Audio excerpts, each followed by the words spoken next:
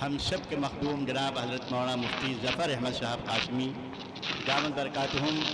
جو سرزمین شمس آباد سے تشریف لائے ہیں، میں ان سے گزارش کرتا ہوں تشریف لائیں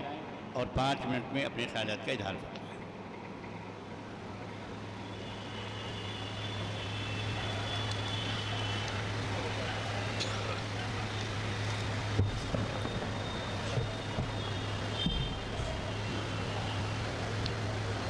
بسم اللہ الرحمن الرحیم۔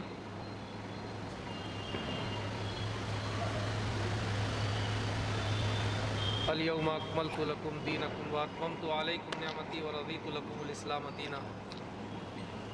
صدق اللہ العظیم۔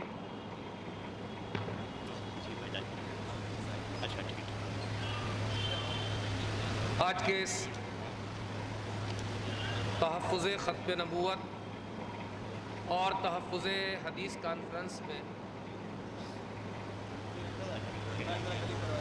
جتنے بھی حضرات تشریف لائے ہوئے ہیں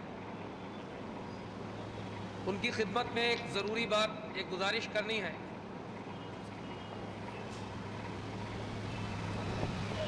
صاحب یہ مائک باہر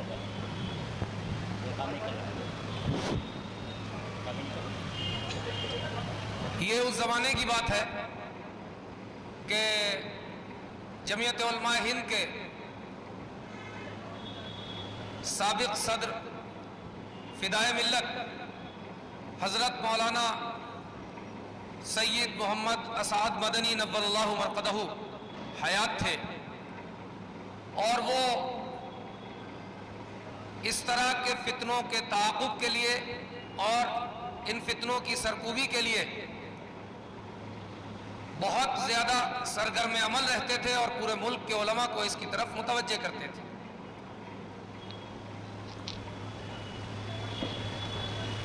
اسی وقت میں انہوں نے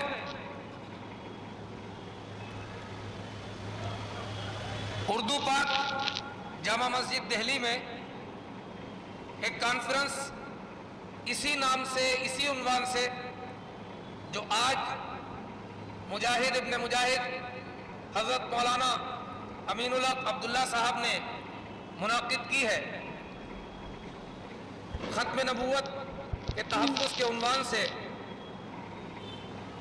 کانفرنس منعقد ہوئی، اور اس دور میں ہمارے جو اکابرین حیات تھے وہ سارے اکابرین دہلی کی اس کانفرنس میں جمع ہوئے۔ ہم لوگوں کی طالب علمی کا دور تھا۔ حضرت فدائے ملت رحمۃ اللہ علیہ نے خطبہ صدارت پڑھا۔ اس خطبہ صدارت میں ایک جملہ آیا جس کو ہم بار بار سنتے رہے، بہت مرتبہ سنا۔ اردو کا یہ جملہ تھا کہ یہ جو مرزا ملعون ہے یہ انگریز کا خود کاشتہ پودا ہے۔ تو طالب علم ہونے کی وجہ سے ہم نے یہ کہا کہ بھئی اس نے جھوٹے دعوے کیے، لوگوں کے ساتھ دجل کیا، فریب کیا، اور جناب رسول اللہ صلی اللہ علیہ وسلم کے ناموس پر اس گستاخ اور بد کردار شخص نے حملہ کیا۔ یہ انگریز بیچ میں کہاں سے آ گیا؟ حضرت فدائے ملت کہتے ہیں کہ انگریز کا خود کاشتہ پودا۔ ہم لوگ طالب علم تھے، طالب علموں کے اپنے انداز ہوتے ہیں، سوچتے رہے، اپنے طور سے تبصرہ کرتے رہے، یہاں تک کہ اللہ تعالیٰ نے ایک موقع دیا، اس موقع پر اس مردود سرزمین پر جانا ہوا جہاں اتنے بڑے دجال نے جنم لیا اور اس کو اپنا مرکز و مستقر بنایا۔ وہاں جا کر کے دیکھا، سارے حالات دیکھے، بات کی لوگوں سے، اور بات کرنے کے بعد پورا نظام قریب سے دیکھا، تو حضرت فدائے ملت رحمۃ اللہ علیہ کے اس جملے کی حقیقت سمجھ میں آئی کہ یہ واقعی اس دور میں جب غلام ہندوستان تھا اور انگریز سازشیں کر رہے تھے تو سب کے لیے سازشیں کر رہے تھے، مسلمان بھی ان کے نشانے پر تھے اور ملک کی آبادی کے دیگر لوگ بھی ان کے نشانے پر تھے، تو اسی وقت انگریزوں نے اپنی سازش کے ذریعے سے اس مردود کو اور اس مکار کو لانچ کیا، لوگوں کے سامنے رکھا لا کر کے، اور اس کے ذریعے سے مختلف طرح کے جھوٹے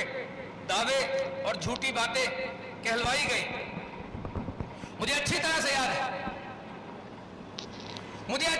سے یاد ہے قادیان میں وہاں ایک پڑھانے والا تھا، اس سے میری بات ہوئی تو میں نے اس سے یہ کہا کہ اسلام کے عقیدے کے مطابق حضرت عیسیٰ علیہ السلام، کہنے لگا جانتا ہوں۔ میں نے کہا پھر حضرت مہدی، تو کہنے لگا جانتا ہوں۔ تو میں نے کہا یہ بتائیے کہ جس کو مان رہے ہو تم، وہ تو یہ سارے دعوے کرتا ہے اور یہ تو سب الگ الگ ہے۔ تو اس نے جواب دیا، کہنے لگا مولانا آپ سمجھے نہیں، حقیقت یہ ہے کہ یہ ساری چیزیں الگ الگ بھی ہیں، لیکن جس طرح سے چائے، چینی، دودھ ملا کر کے سب ایک کر دیا جاتا ہے، ویسے یہ ایک ہو گئے۔ تو میں نے کہا کہ میری سمجھ میں آ گیا، میرے اکابرین جو کہتے ہیں کہ تمہیں انگریز نے پیدا کیا، تو آج یہ سمجھ میں آیا کہ تم واقعی انگریز کی پیداوار ہو، کیونکہ عیسائیت جو ہے حضرت عیسیٰ علیہ السلام کے بارے میں، حضرت مریم کے بارے میں الوہیت کا عقیدہ رکھتی ہے، اور اللہ تعالیٰ کے بارے میں بھی ان کا یہ عقیدہ ہے۔ تو جب ان سے یہ کہا جاتا ہے کہ خدا تو تین ہوئے، تو وہ یہ کہتے ہیں کہ یہ الگ نہیں ہے، سارے مل کر کے ایک ہے، اقانیم ثلاثہ، یہ ایک ہے، الگ الگ نہیں ہے۔ اس سے یہ سمجھ میں آیا کہ تمہاری پیداوار بھی وہیں سے ہے۔ اسی لیے 1857 میں جو آزادی کی لڑائی لڑی گئی، جو جہاد آزادی ہوا، جسے انگریزوں نے غدر کا نام دیا، اس غدر کی لڑائی میں قادیانی کے دادا نے اپنی جیب خاص سے پیسے دیے اور لکھا، اس نے خود لکھا کہ میرا دادا انگریزی گورنمنٹ کا بڑا وفادار تھا اور اس نے اپنی گوٹ سے، اپنی جیب سے پیسے دے کر کے مدد کیے۔ گورنمنٹ برطانیہ جو ہے وہ ہماری محسن ہے، احسان مند ہے، ہم اس کے خلاف جتنے بھی لوگ ہیں ان کو مٹانے کے لیے کام کریں گے، ان کو باقی نہیں رہنے دیں گے۔ میں ہندوستان میں بسنے والے دیگر لوگوں سے بھی یہ کہنا چاہتا ہوں کہ ختم نبوت کے حوالے سے، جناب رسول اللہ کے ناموس کے حوالے سے آپ یہ کہہ سکتے ہیں کہ قادیانیت کا فتنہ مسلمانوں سے متعلق ہے، لیکن اس بھڑکتی ہوئی آگ میں اگر آپ تیل ڈال رہے ہیں تو آپ اچھی طرح سے سمجھ لیجئے کہ یہ وہ گروہ ہے، یہ وہ فتنہ ہے جس نے ملک کی آزادی کے خلاف ریشہ دوانیاں کی، ملک کے خلاف جاسوسی کی۔ یہ دیش دروہی لوگ ہیں، غدار لوگ ہیں، انہیں کسی قیمت پر کسی کونے میں پناہ نہیں ملنی چاہیے،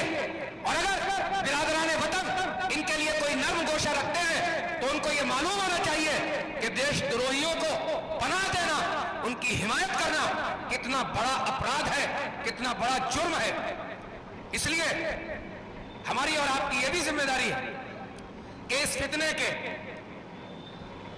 لیے اسلامی نقطۂ نظر سے وضاحت کے ساتھ ساتھ یہ بھی بات سامنے رکھی جائے کہ کس طرح سے برٹش امپائر نے بھارت کے لیے، ہندوستان کے لیے ان بدبختوں کا، ان بدنصیبوں کا غلط استعمال کیا،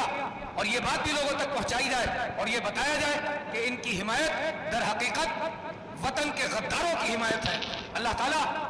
سے دعا کریں اور یہ نیت کریں کہ جب تک زندہ رہیں گے عقیدہ ختم نبوت کے ساتھ زندہ رہیں گے، اور